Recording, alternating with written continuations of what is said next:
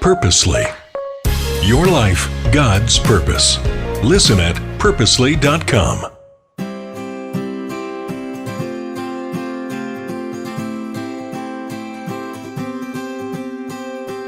Last time on the Bible for Busy People, Daniel and his friends were in some hot water.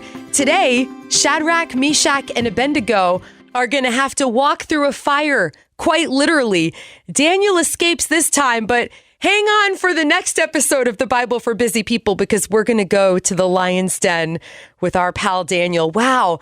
Hi there. I'm Erica, your host, and we are studying these 4 faithful men this week because they are Costco samples for us of how to thrive in a world that isn't easy to navigate.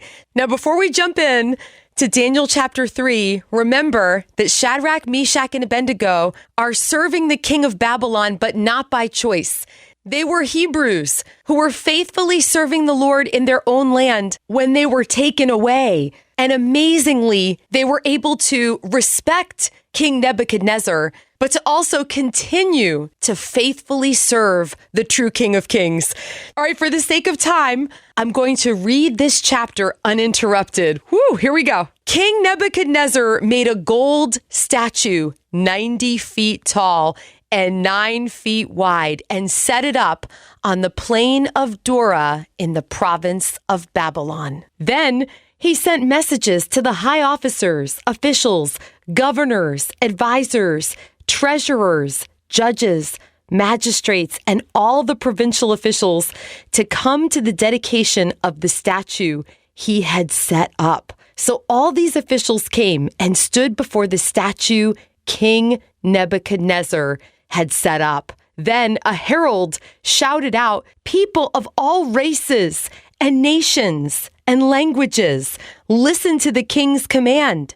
When you hear the sound of the horn, flute, zither, lyre, harp, pipes, and other musical instruments, bow to the ground to worship King Nebuchadnezzar's gold statue. Anyone who refuses to obey will immediately be thrown into a blazing furnace."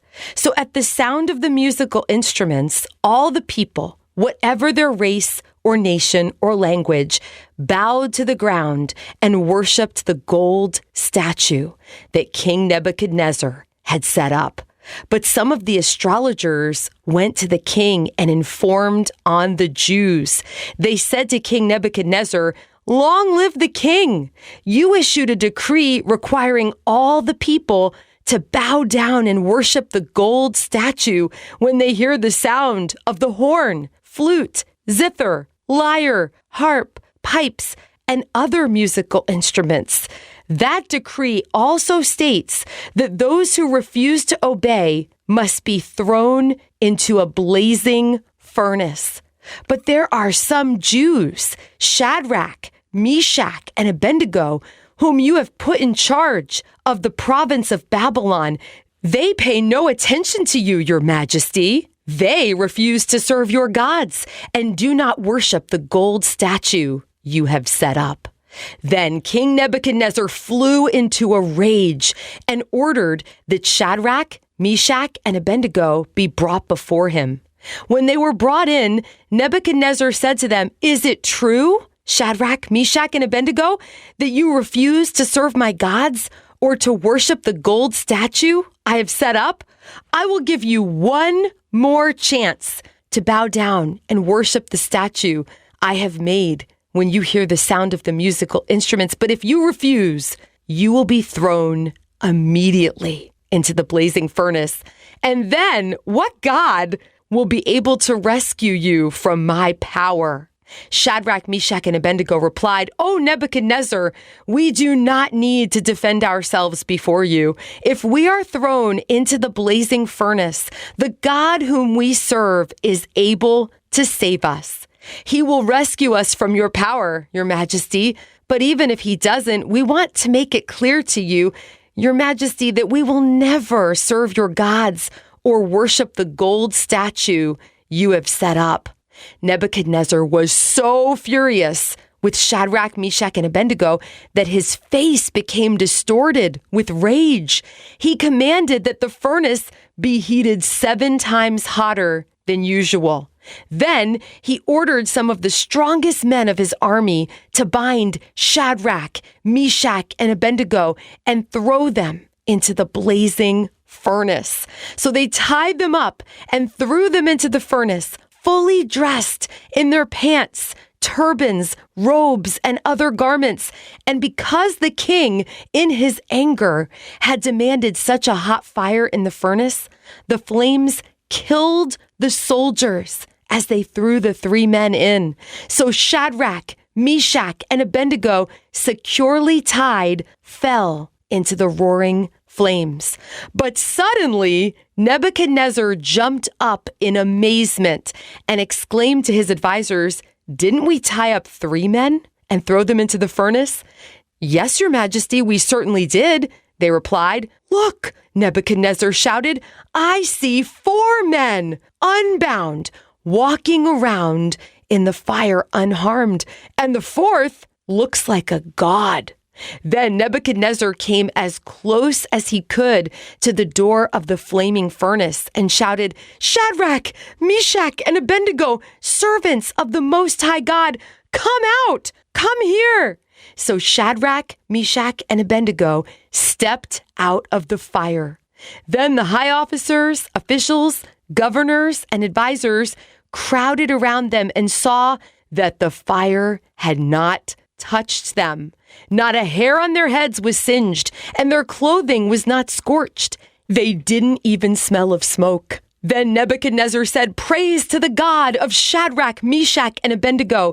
He sent his angel to rescue his servants who trusted in him.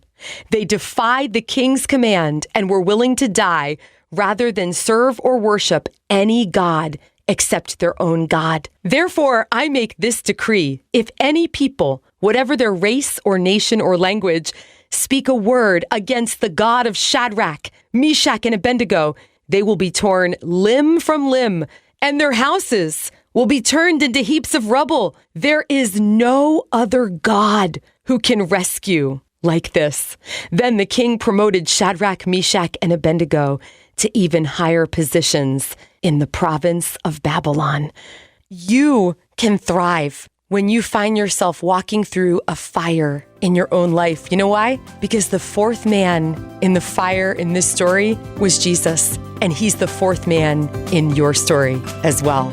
Till next time, you are loved.